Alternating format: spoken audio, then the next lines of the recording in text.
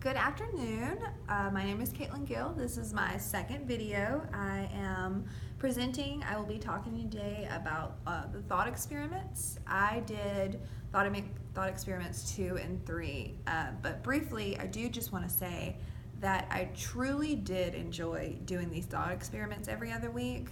The beginning of the school year, I was dreading it and thought it was just going to be the most boring thing, but you really did a good job of giving us good eye-opening lectures to listen to and to read, and I really actually enjoyed these and didn't mind doing them one bit at all. Anyways, let's get right into it. Thought experiment 2, when I wrote my paper, I used the book definition, the pestle model, and I really think it coincided with what he said a lot.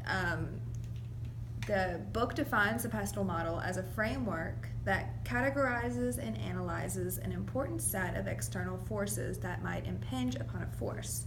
These external forces are political, economic, sociocultural, technological, ecological, and legal forces. These forces are embedded in the global environment and can create both opportunities and threats for a firm. So in Martinson's discussion, he talks about the 3 E's: the economy, energy, and the environment.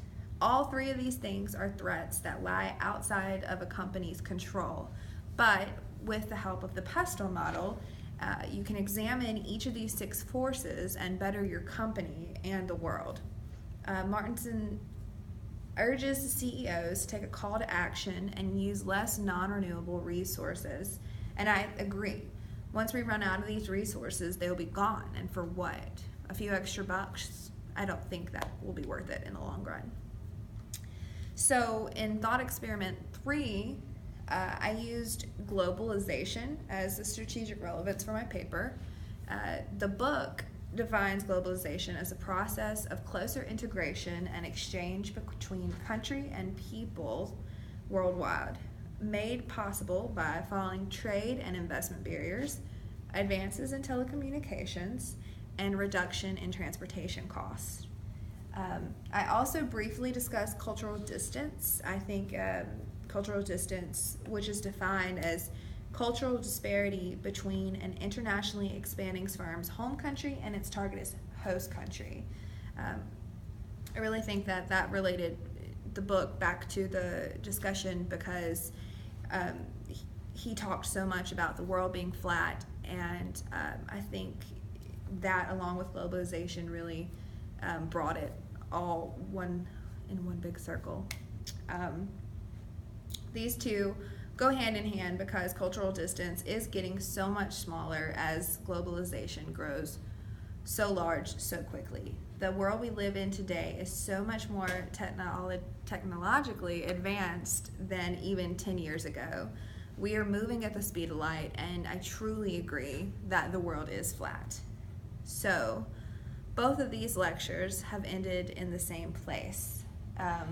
With the world being as flat as it is and so many new faces being able to communicate with each other, the world is going to run out of natural resources faster than anyone ever expected. Friedman said in Thought Experiment 3, change your leaders, not your light bulbs. And I mean, you should change your light bulbs too. I don't think he was discouraging that, but he was speaking on a much larger scale, of course.